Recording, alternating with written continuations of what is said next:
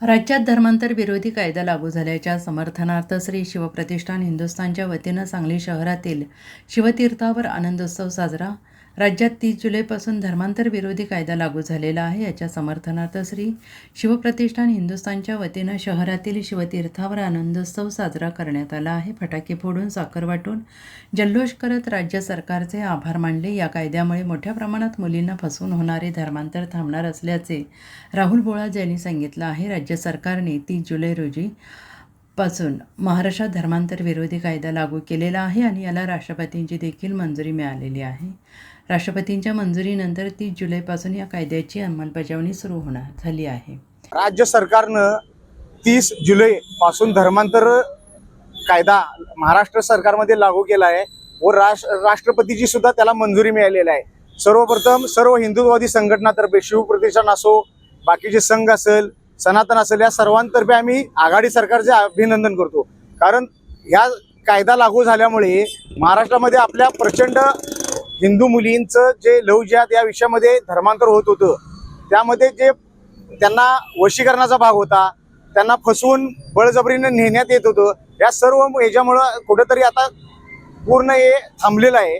आणि यापासून जे आता मुलींपासून जे अपत्य होणार होतं, या सुद्धा सरकारने सुद्धा या मुलींपासून होणाऱ्या अपत्याला सुद्धा मुलीची जात ही ग्राह्य धरलेली आहे। यामुळे आम्ही सर्व हिंदुत्ववादी संघटनातर्फे सरकारचा अभिनंदन करतो। पुण्यश्लोक छत्रपती श्री शिवाजी महाराज यांची प्रेरणा घेऊन श्री शिवप्रतिष्ठान हिंदुस्थान आज आम्ही इथे राज्य शासनाने जो विधेयक मंजूर केलेला आहे, तो विधेयक आहे सर्व ह्या देशातील महिलांच्या बाबतीतला, तो राज्यामध्ये आता लागू केलेला आहे। त्याला महामहिम राष्ट्रपतींनी आज मंजुरी देऊन तो 30 तारखेपासून आज लागू झालेला आहे।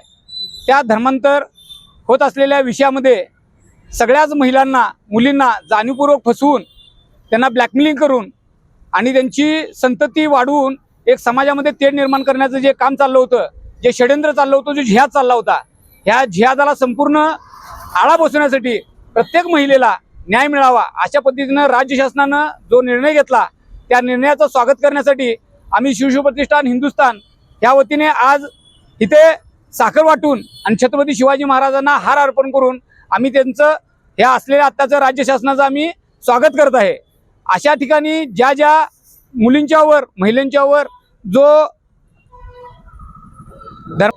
त्यांच्यापासून येणारी जी आपत्ती आहेत, त्यांना सुद्धा त्या धर्मामध्ये जायला लागत होतं। त्याच्यावर आळा घालून प्रत्येक पालकांना एक ताकद मिळालेली आहे आणि अशा ह्या ताकदीच्या आनंदामध्ये आम्ही सर्व हिंदुत्ववादी कार्यकर्ते, सर्व संघटनाचे सांगलीत आणि अखंड महाराष्ट्रामध्ये असलेल्या ह्या राज्य सरकारचा आम्ही पाठिंबा देतो आणि ह्याचं स्वागत करतो।